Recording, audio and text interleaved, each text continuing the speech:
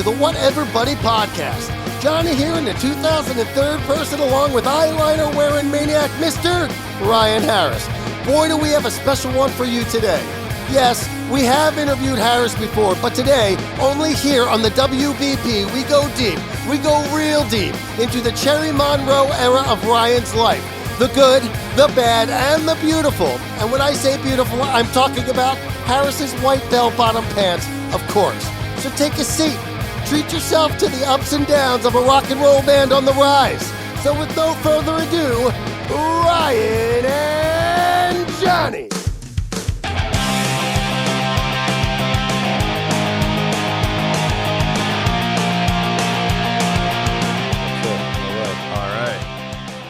Welcome back. That's it. Big boy voice. Big boy voice. Big boy voice. Welcome back to the What Everybody podcast. Welcome back, Johnny U. I'm Johnny U, and this is Ryan Harris. You know what, Ryan Harris? You know, this is a world. This is a world where people go for dreams. This is a world where people go for things. And a lot of people don't have the guts to go for things. That's the thing. A lot of people don't have the guts to go for things. I'm just going to get right into it. No rants, no nothing. My rant's part of my topic. That is what is going on. I wish more people in the world would live for their dreams. Now, here's the thing about dreams. Right. Absolutely. You're very hot. You're coming in. You're just. I'm coming in hot. Shot out of a rocket. With that being said, let me continue. Let me stay on my rant here.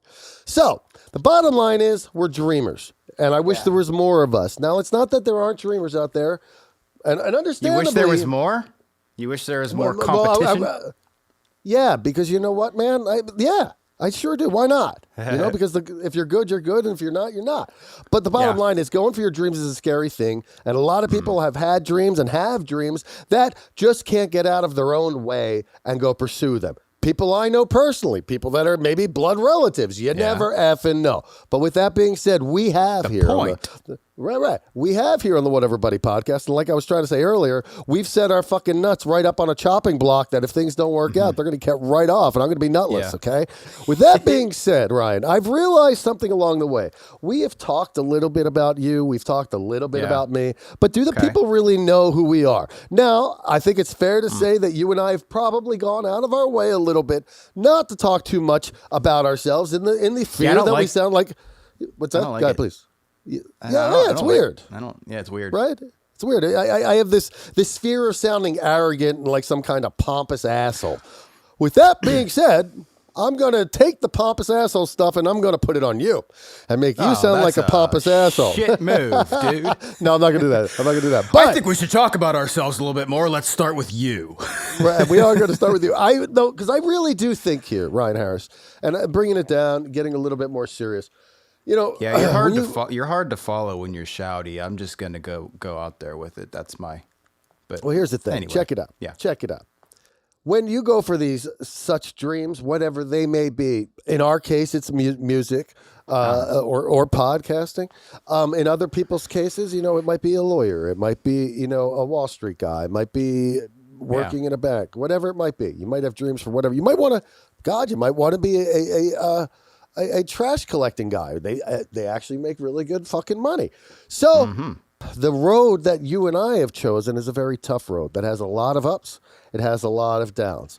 Those ups and downs can really knock you out. There is that old saying that an artist will face more rejection in 1 week than most normal or average people will face in a lifetime. And I've been knocked out. Yeah, a lot. It's happened. Yeah, it's happened. Dude, we get knocked out. Every day we release a podcast, not to mention the music business. With that being said, let's make this a positive rant. Well, listen, this isn't positive. This isn't negative. This is just life and what it's about as an artist. And what I'm going to here is I want to learn about Ryan Harris today. And I want to learn about Ryan Harris in detail. Shit. Yeah, no, shit is right. But here's the thing. Ryan Harris was in a band called Cherry Monroe. They had a number 81 hit on the... That was a Freudian slip.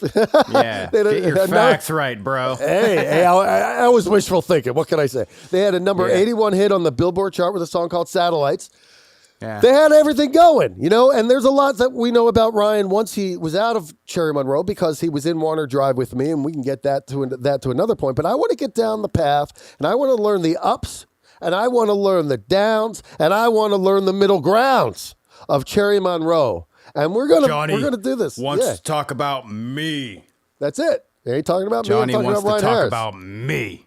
I want to put Harris in uncomfortable situations, and this is my perfect opportunity. You want to get me spinning the chair like this. That's it. He's up in my already own nervous. head. Haven't even asked the fucking Nervous. question yet. He's already fucking spinning. Yeah, you know why? Why is that, buddy? I don't like talking about myself. Simply put, it's just Why? don't. Why so? Why? Tell me why. Because it makes me feel like a hack. Like I have to say it because you don't know it or something. You know what I mean? Like it just feels arrogant. But and you're already a hack. So what's it better? Yeah. Well, okay. I'm just Fine. kidding. We'll go on that. Then. I'm just kidding. I love. love you. You set yourself up. I know, That was like a I know, softball I know. pitch. Yeah. Have at it, man. Yeah, let's get into this, okay? So listen, Ryan Harris, Cherry Monroe is from Pittsburgh. That much I know. I know you've had success, and I know it fell apart. So what I want you to do with this first question is tell me where and how the band started. Don't make this no 30-minute monologue. I don't need that, nor do the people. Just get us a little bit off the starting line. The size of your balls to tell me to make it quick. Oh, well, it's all on the sides of your nose. The bigger the nose, the longer it is. Make it quick. How it formed? I had a cover band, and that cover band became an original band. And then... Real quick, what kind of covers you guys play? Oh, dude, we did Prince. Oh, no shit. Really? Yeah. That's fucking dude. cool. Yeah. Cool. Played some Lenny Kravitz. And, okay, so the cover band, how many people in the cover band went on to be in Cherry Monroe? 3 of it was a 4-piece cover band. We ended up, through creative differences, making the long story short, got a new singer, added a guitar player. But it was the drummer, the bass player, and myself from that cover band. Got a new singer, got a new guitar player, and that was what became Cherry Monroe. Did the singer who was replaced from the cover band, which I'm guessing wasn't replaced. He just when you started an original band, you just didn't go with that dude. Was that dude? Did that dude feel slighted at all? No, he's one of my best friends to this day. Oh, good. How'd you find the two other dudes, the guitar player and the singer? They came to a show that we did in Pittsburgh. We talked afterwards, and then to make that long story short, there was no it was probably like a year after we met them that we actually met up again, started working on music. And why do you think that the first time you didn't do anything that it took a year to get that off the ground? Couldn't really say. It was just the way things worked out. We met these people who said they were working on music, and then down the road sought them out again. Terrible answer. My apologies. Terrible answer. But that's how it happened. We met. There was a period of time that we didn't work together, and then we decided to work together. I'm trying to get in the practice here early of getting into details. Now I understand I asked you to be quick, which I want you to be quick, but I want to know the moment that you did say after a year, because obviously for the first year you were like, oh, whatever, I don't give a fuck about these guys. And then all of a sudden, a year later, it did work. So what was that one single moment that made you say, you know what, I think I want to work with these dudes? The cover band had the aspirations of being an original band, and whenever we were working on music, there was a little bit of creative difference. And so we just sought out people that might fit in better. That's all that was. But you're not answering the question I was asked. Question is, a year later. That answered your question totally. Not at all. We were a 4-piece band, had some creative differences, decided to go. That's not my question. Anywhere close to what my question was. All right. My question was, a year after you originally met these guys at the cover band, you guys have already split up, and then you met these guys again. They were doing music. What was the moment when you met them the second time that a light bulb went off in your head that said, you know what? I want to work with this singer. This is the singer that I want to work with. What was that moment? Funny thing is that the first show that we played as that band, he had food which band? poisoning.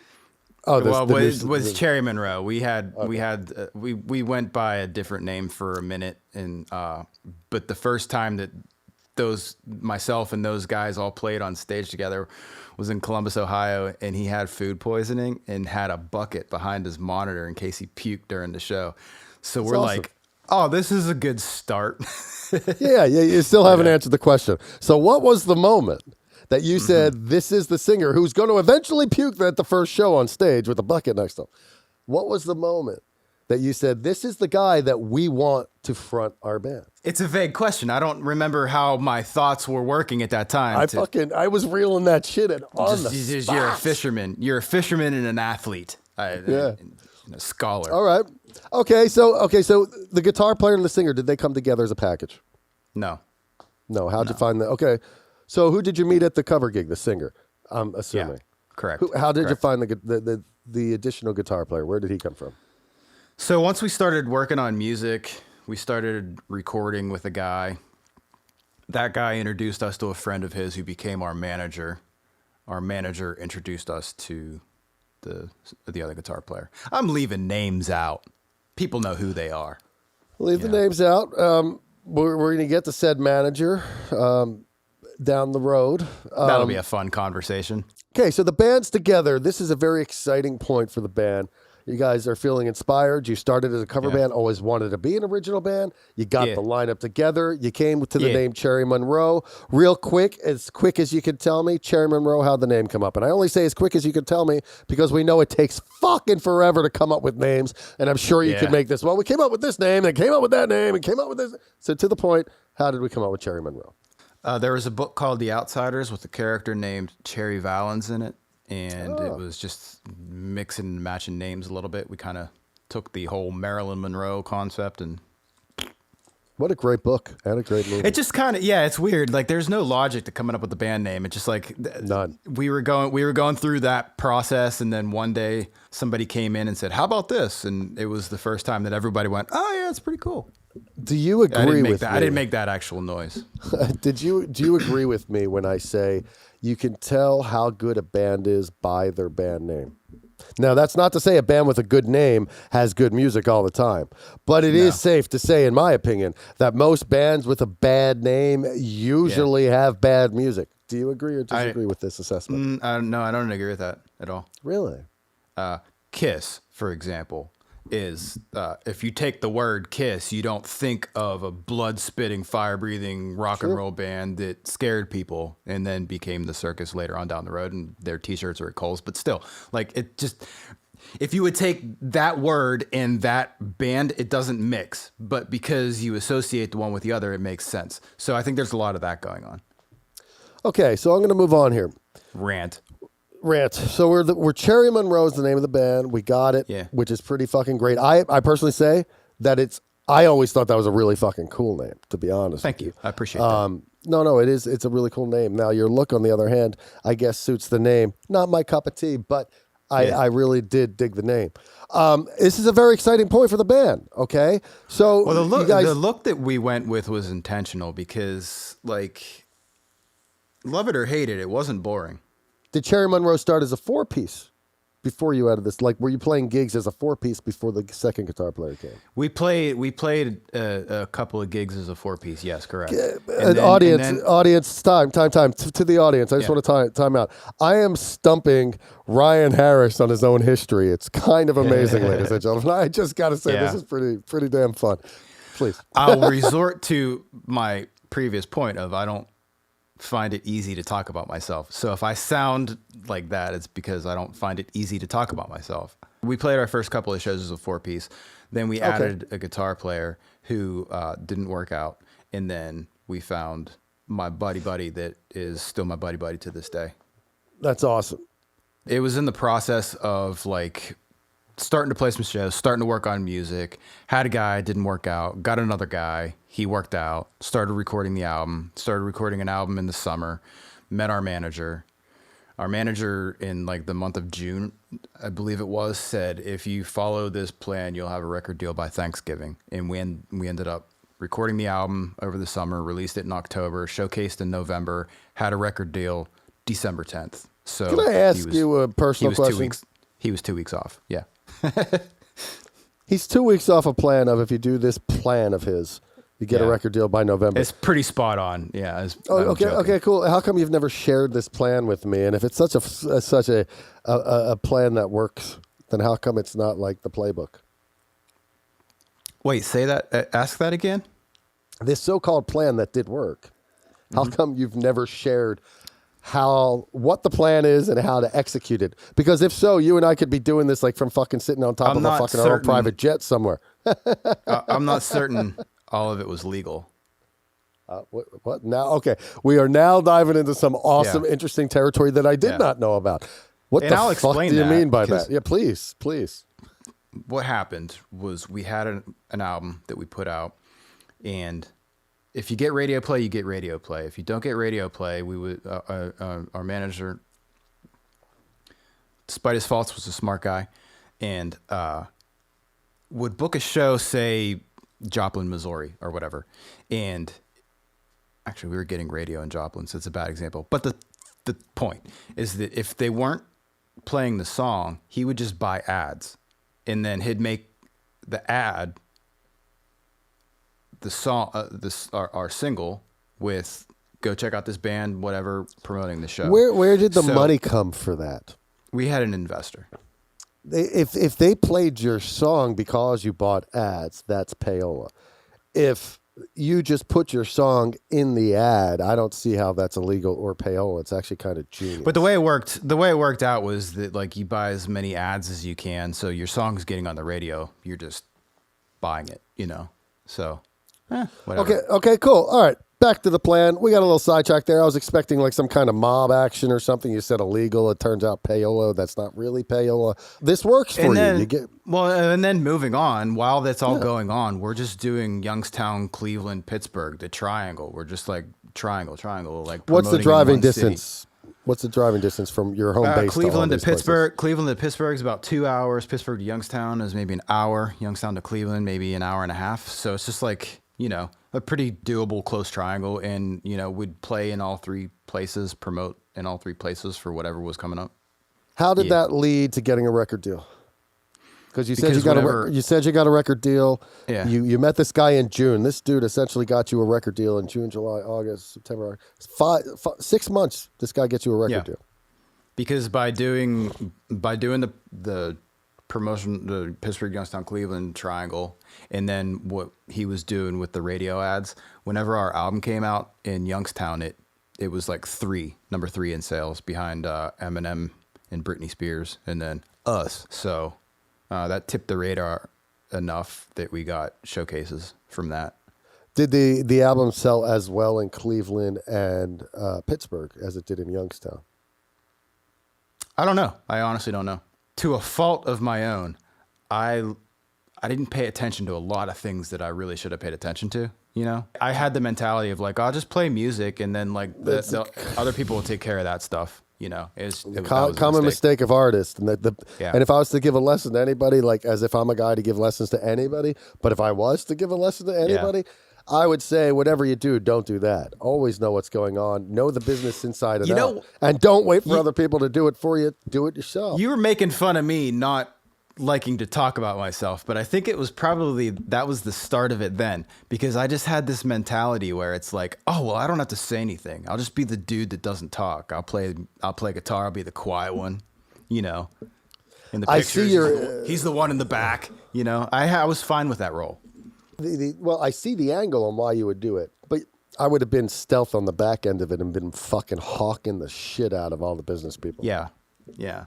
And I'm interested in those details. I wish I knew the answer to that. I have no idea. Okay, so you guys get a record deal. Let's talk about the showcase. Let's talk about that experience because, man, that's a fucking that one will make you shit your pants.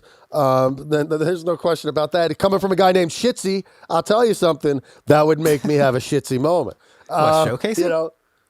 Yeah, it's nerve-wracking as fuck, bro. That's we were prepared. Nerve-wracking as it gets. I'll say this, like, I agree with you, but there were a few things that happened along the line where it prepared me for that. First of all, being we recorded our shows and we practiced whenever we'd rehearse. We rehearsed in front of mirrors, so there was a mirror in front, and that'll make you stop. That'll make you stop doing a lot of stuff that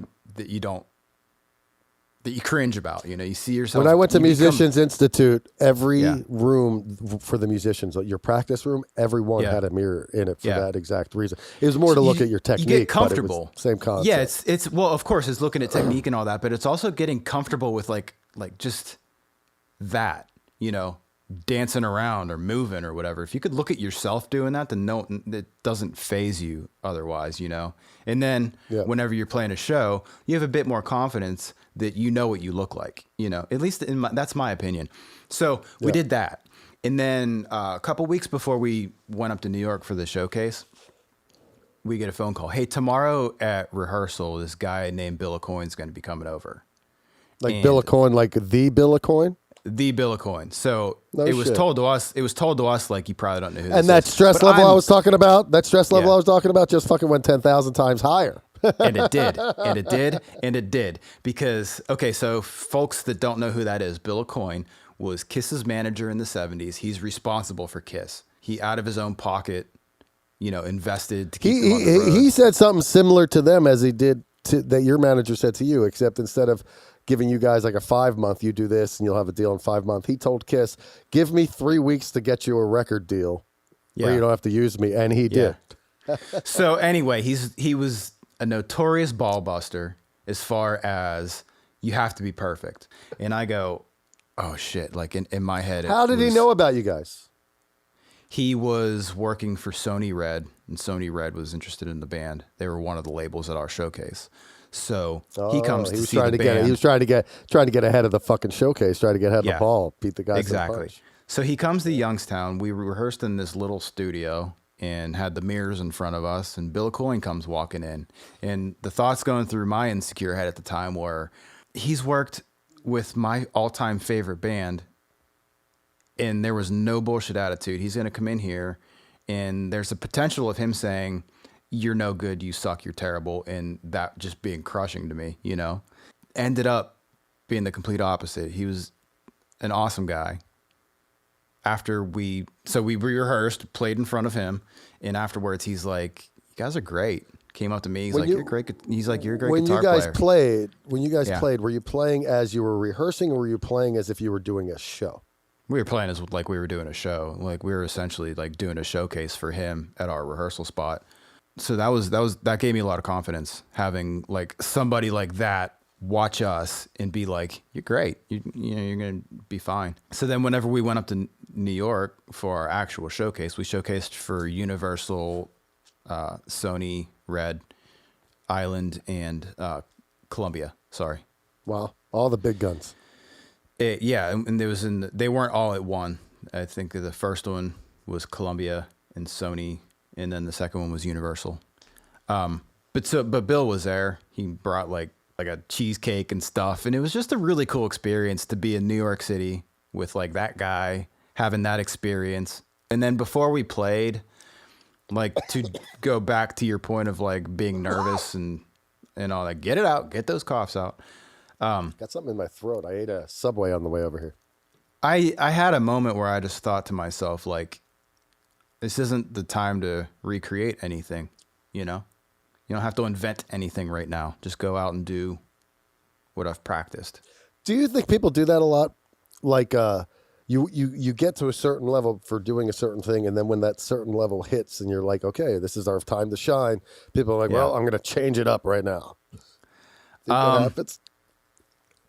Probably, dude. You have this pressure on you to be entertaining.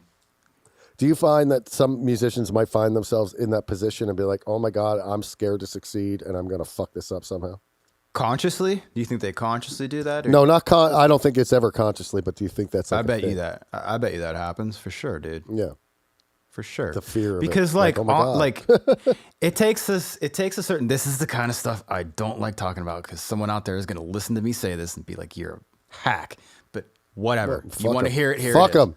It takes a certain person to want to be put in a situation where you're in a room, there's a couch in front of us, and people are just sitting there like, go ahead, impress me. Your life depends on what you do, and I control it. Yeah. Albeit they were nice people, they aren't impressed, And if you do impress them, then you get a record deal, But my point is that to want to be in that situation is uncomfortable, know? My biggest nerve was something that I couldn't control, because I heard a story about a friend of mine showcasing, and his amp blew up during the showcase. His amp stopped. It's like, That's uncontrollable. And you know what? You can't come back from that. So I had 2. All right, so you do the showcase for these 3 major labels. What happens after this? What goes down? We're real quick. Yeah. Your manager set this up. We need to set some groundwork on this manager. You don't need to say his name. You could just tell us his relevance, his deal. You tell us everything you can about this jack-off without, and I call him a jack-off. You'll all understand why. Well, he later. was. Yeah, he was. Yeah. Let's go back and learn a little bit about said manager. Smart guy, extremely self-destructive. Was he only a music manager, or did he do other things for money? Dude, he's a shyster, so he probably did whatever he could. But did you know he was a shyster when you started working with him? There were red flags with the guy. But we were just ambitious, and it was a good opportunity. And to be honest, like I said, he was a smart guy. If somebody says to you in June, you'll have this by Thanksgiving, and you end up having it, a week or 2 later, that's a good selling point. Yes, thank you for that. But what happened? So we go up and showcase, and we're told that everybody passed on us except Universal. What the reality is that he had an indie label that we put our first album out on. Okay.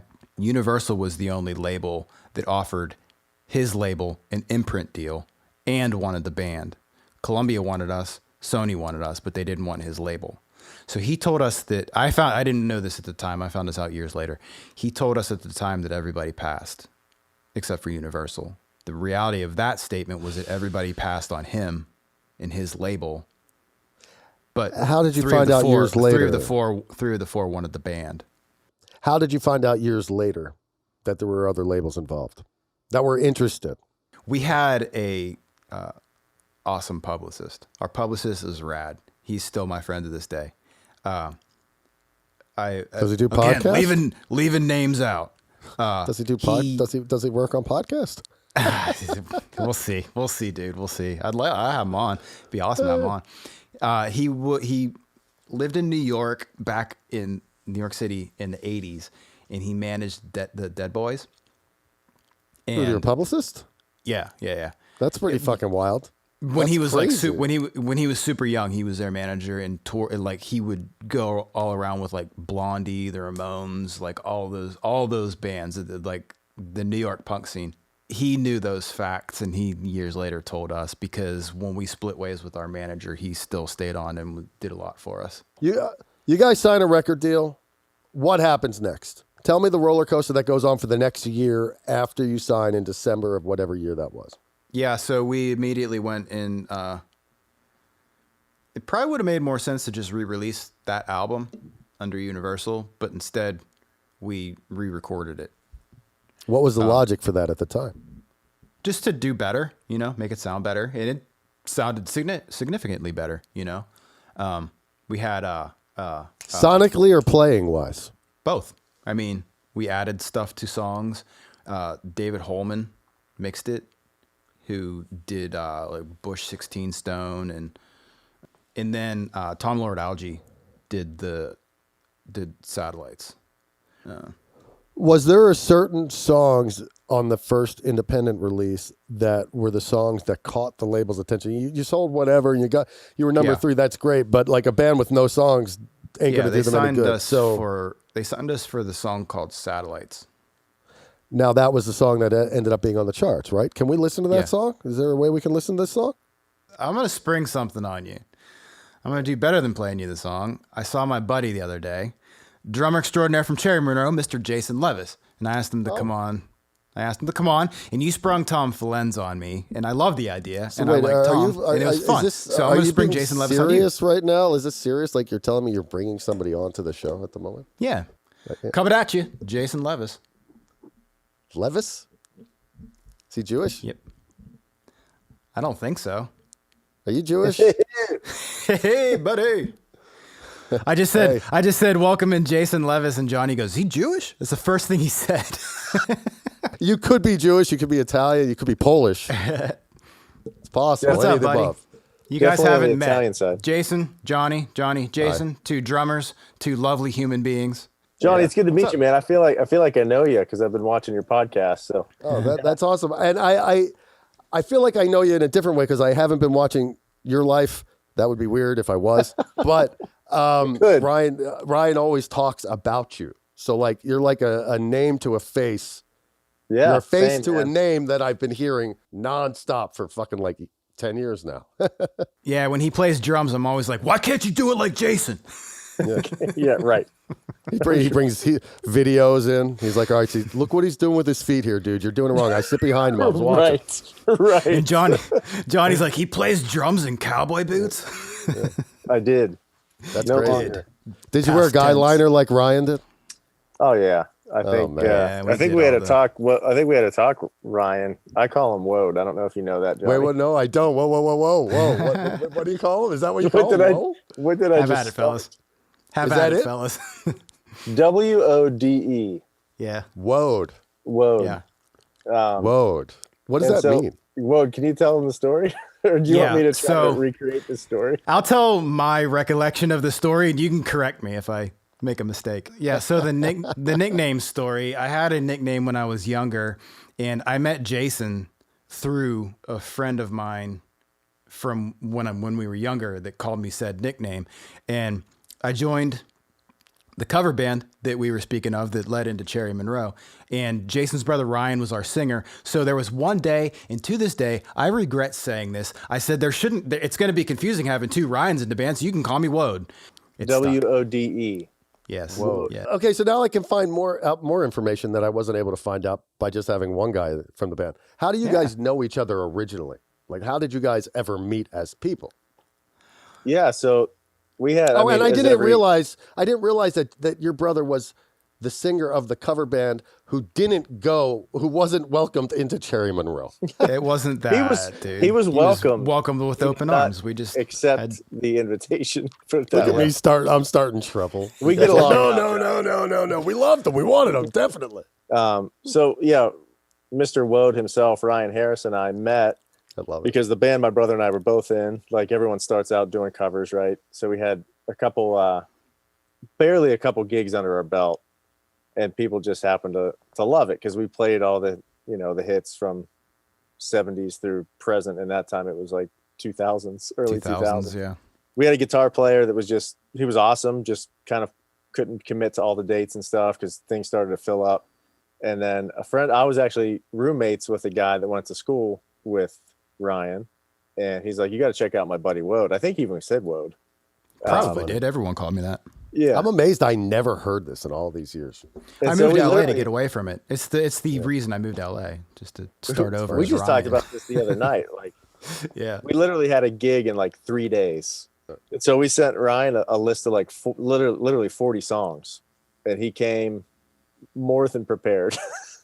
Yeah, he makes Played- us all look stupid when Yeah, that shit happens. Yeah. Oh, Played super You guys. well, and the rest is history, man. He's been in the band ever since, and his family's Yeah. awesome, and one of my best friends to Likewise. this day.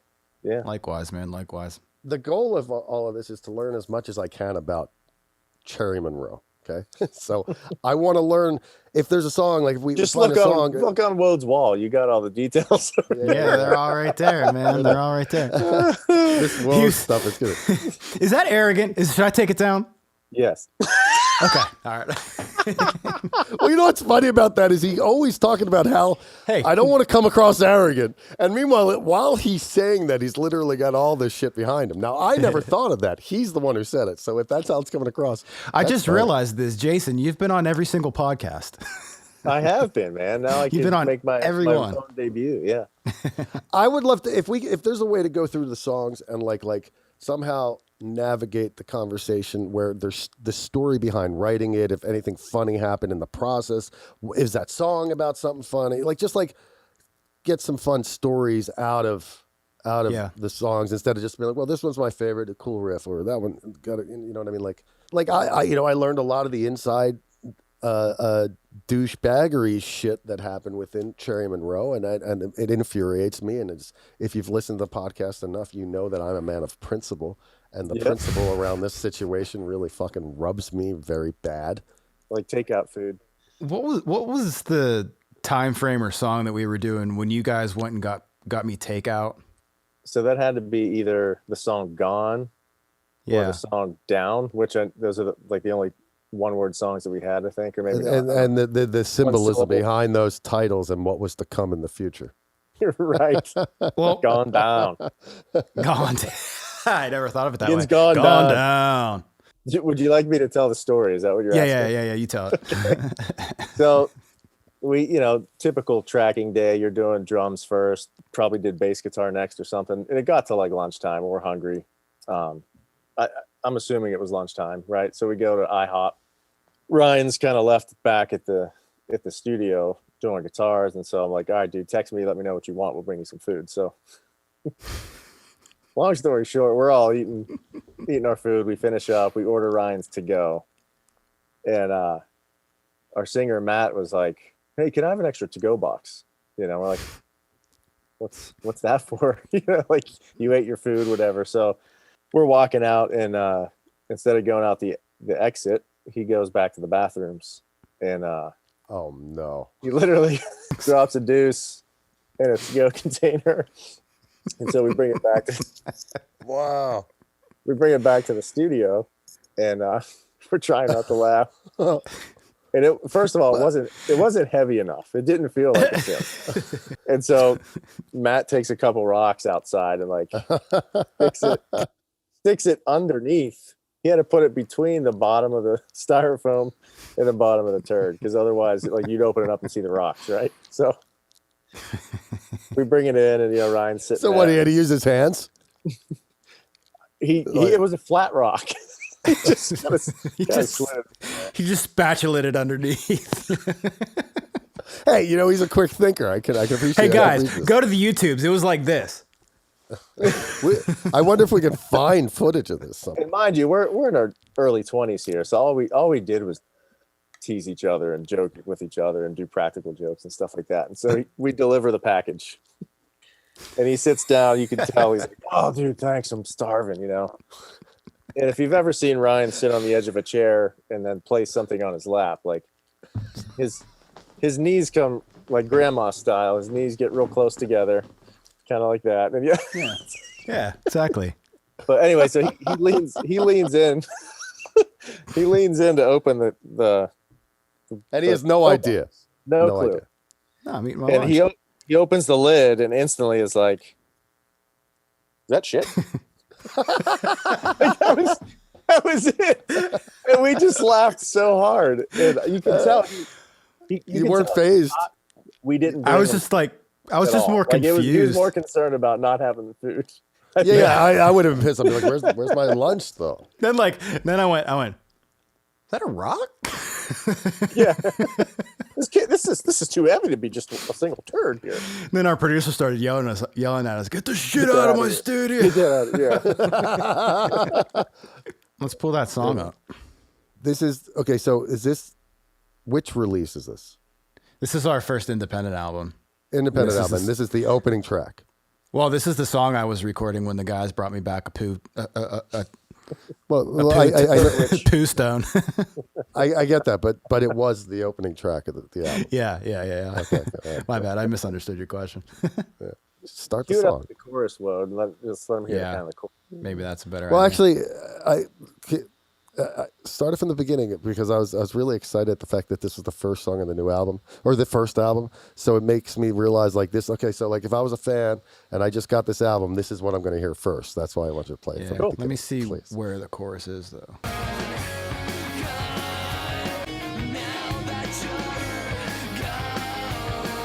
That's it. Yeah.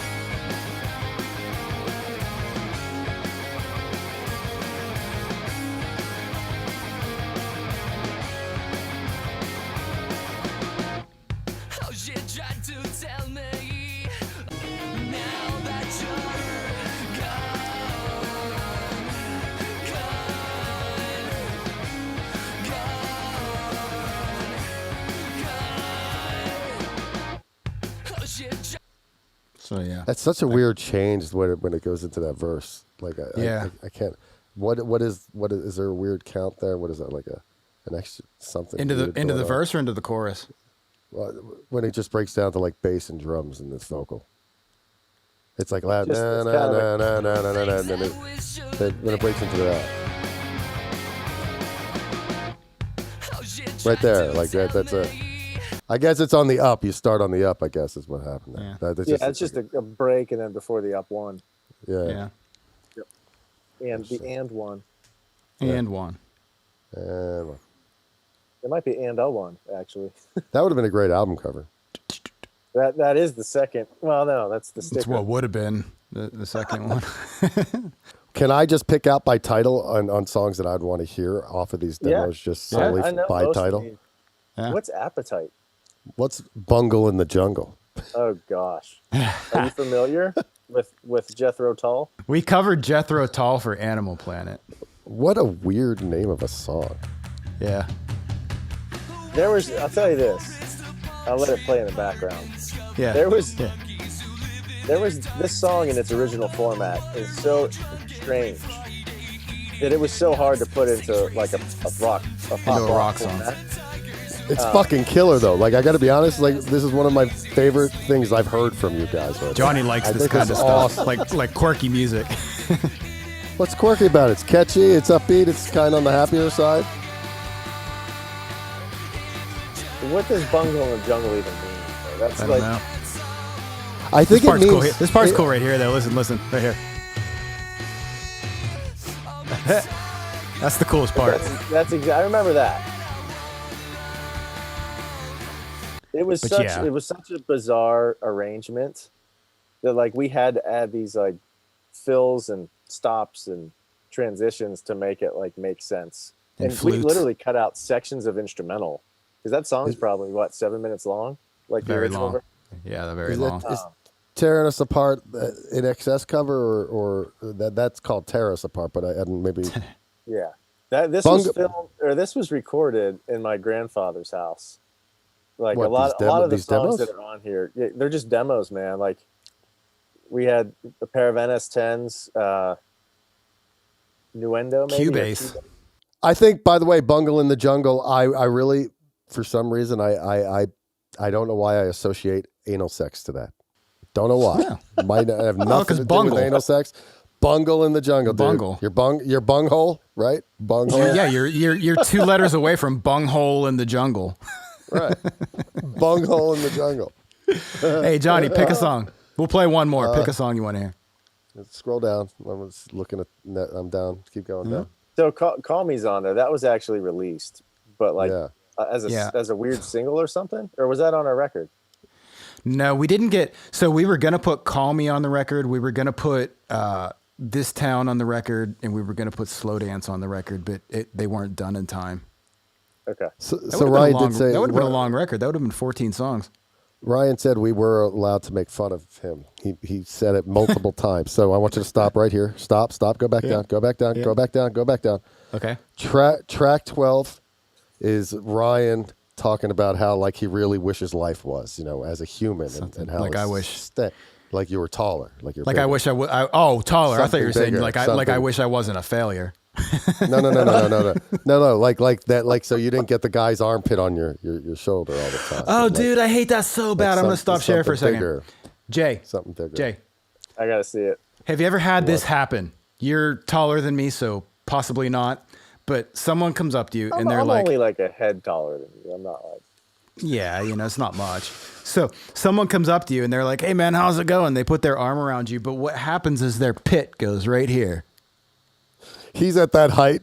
Yep. That is just like it's the worst height because he's like the average guy's armpit just height. the average guy's height is just enough to give him the No, armpit. no. Yeah. Not the average guy. This slightly above average guy. That's the thing. I think this happens to everybody. But It does. the shorter you are, the more often it happens. Right, exactly. It's like, man, you're an asshole. No, you're right. I ain't that tall though, Woad. I'm not that tall. Dude, Jonny, we were in Cedar Rapids or Iowa City. Doesn't Dude, you matter. know what? You doesn't matter. documented and locked things in your brain that I have forgotten about. So Oh, you'll remember this one. You and guys were and he's making- got video footage for all of it. I wish he'd be sharing some of this with us. I don't know why we're not watching live. We're in Iowa, and we had an old tour manager, and we're Cedar Falls. Sioux Falls, Cedar. What was it? Cedar Falls, Iowa. Cedar Yep. Falls, Iowa. Okay, cool. And we're all in one room. So there's 5 band members, 2 techs, and a sound guy, all in one room. And like just like a double bed room. Yeah. So like, God. like people were on the floors. I think Frankie slept in the bathtub. I'm not even kidding. Frankie was on the floor. Frankie. Okay. And so Frankie had a front row seat to what happened next. So, somehow, unanimously, we all wake up to a noise, and it sounds like there's water running. And what had happened was our tour manager stayed out later than the rest of us, and we're all sleeping. He comes back The one in. guy who should be in bed first. Yeah, exactly. And we hear this like water running. Someone turns the light on. No, Was that Johnny, water or was that gas? did you ever hear someone like spray a tight streamed hose, like spraying hose water? like you're holding it and it's like it's getting. Well, no, just like you're twisting the nozzle, so it's just a powerful stream Right. against like a tarp or a canvas. Yeah, like that sound. Yeah. So it was. Is that sound? But the tarp and or canvas was my suitcase. Was my suitcase with my clothes in it that I was wearing because we weren't home. Explain the water source on this one, Ryan. The water source was our tour manager taking a piss on my suitcase. Was it open? No, I think it was like vertically, like on its wheels. You know what I mean? Like, nonetheless. Yeah. Back to what we were saying about Mr. Showers twice a day guy. yeah. Mr. Yeah. OCD. How Yeah. did you handle that, Harris? I want to know the inner thing. What was going on when you realized what happened?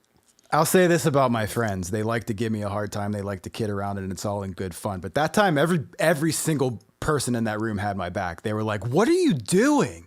And he was so out of it that he was like, "Rah, rah, rah, rah," and he went to bed. And the next morning, we're like, "Dude, what the heck?" And he goes, "Doesn't sound like something I'd do." That's exactly right. Doesn't sound like something I'd do. That's exactly right. That's funny. That's really funny. There's a critical piece of this story I think we might be missing. So Ryan, you said we all had your back. The lights were out, so I don't think we knew whose suitcase he peed on. So I think we were like just pissed until we found out like it was your suitcase, and then we all were laughing like. And then you were okay with it. No, not okay. Thank God it wasn't mine. Because I think you would have been like that.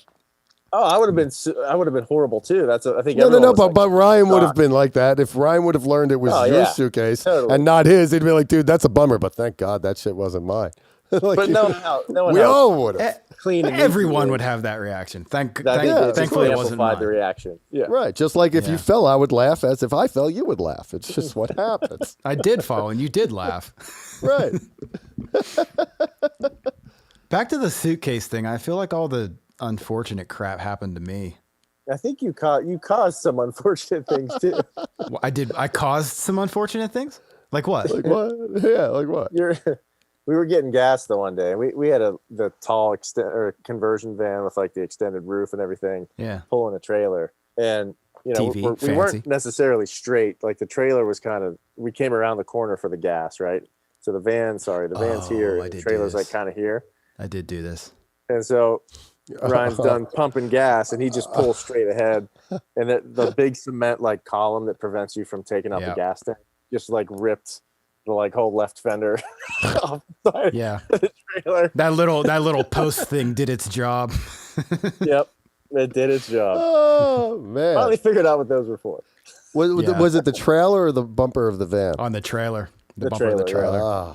But we were writing a song one time. Jay used to live on Mount Washington in Pittsburgh, and we were it's where we rehearsed, wrote, practiced everything. So we're writing a song called it was Anything, and we hear this crash outside, and no one goes outside to look. It wasn't really that loud, but I was like, oh, it's probably someone hitting my car, just joking around. Well, it was someone hitting my car. So a neighbor came and knocked on the door. I don't remember which neighbor because they saw it. I was parked, and the car made some weird U-turn, the guy said, and just T-boned my car. And Jesus. I don't even know how it was possible. So like you walked out and your car was just destroyed? It wasn't destroyed. I was able to get it fixed. It wasn't totaled, but it was significantly dented. Let's talk about Satellites for a second, because Ryan's thoughts on Satellites, which I found to be interesting. To me, it's obviously the catchiest song that I've ever heard from you guys. Maybe Bungle in the Jungle's up there. I'm not going to lie. I really like We didn't that write song. that though. Yeah. Well, I bet you did a great version of it. So, it's better than the Tulls, right? It was Jethro Tull, you say?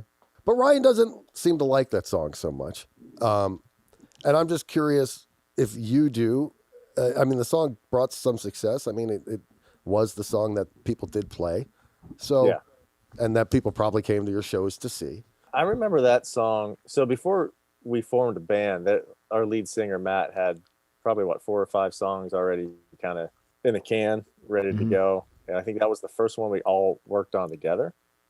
Again, at my house up in Mount Washington, we had a PA system like set up in the living room, and we just tracked like the live sound of it. But I don't dislike the song. I think we were all excited about it because, again, we wrote it together. Like it was more of a formational piece as a band. But yeah, I don't hate the song. My kids like the song, like, showing them what Dad used to do kind of thing makes it fun. But yeah, I'd love to know what Ryan doesn't like about it, because Me too. No, I would agree with everything that Jason just said. Like the whole process of the song was an enjoyable thing, and it was an exciting thing. And it's not that I don't like the song. It's just probably in my head or what I thought the band was going to be was a bit more rock, and that song's a bit more pop or something, just something like that. And I will say this, before we even worked on it as a band, so Matt, our singer, actually wrote it on acoustic guitar, most of it, pre-band. And again, we're working on the first compilation of songs for the indie release, right? And even our producer back then was like, this is the song, like this is the song that's going to get you there, whatever. And then we'd work on some demos, someone else would hear it, they're like, yeah, that's the song, and then you get into recording the record, someone else hears it, oh, this is definitely the song. Then you get to Universal Records and like, this is the song we're going to release. So in some essence, it's probably not it's almost like Dazed and Confused, right? Like they didn't expect the movie or the song? The song. Yeah. that's one they didn't expect to really do much, or like they didn't really like it, but it ended up being like one of their bigger songs initially. So I said that to Ryan about Joe Perry with Dream On. He hated that song. He's like, this fucking, now like with the torture. Maybe that's the one I'm thinking of. Yeah. All right. So before I let you go, could you guys, between the two of you, come together and tell me what you think collectively is the next best song after Satellites? So would that question be, what's my favorite song? But collectively, like I want you guys like an agreement, something we could agree on. I like if you go, and I like Gone. But if you went in a more rock direction, I would go with If You Go, or what was the oh dude, I'm having a brain fart. What was the one that was on Nickelodeon? Brain fart. Can't explain was. That's what I can't explain. That's the one I was gonna say. Yeah. So that ended up on it. I think it's love. Try to say it to you. We don't even have to pull it up. Let me help with this decision. Yeah. What did the label plan on releasing second? I don't know if they ever did. Yeah, I think they planned on releasing Satellites. You would think they would. So here's a big piece of the story, Johnny. I don't know if you heard. I'm sure you've heard. I hope I did. So we were supposed to have an MTV pilot. No, I heard about that. And so back then, our Universal, said jerk-offs fucked that up too. Yeah, sorry. Yeah, the president and vice president of Universal at the time said that if you're meeting with the president of MTV, you've got the pilot. We're going to release the song, or we're going to pause the release of the album as a, radio marketed radio tour. We're going to pause all that and line it up with the release of this pilot.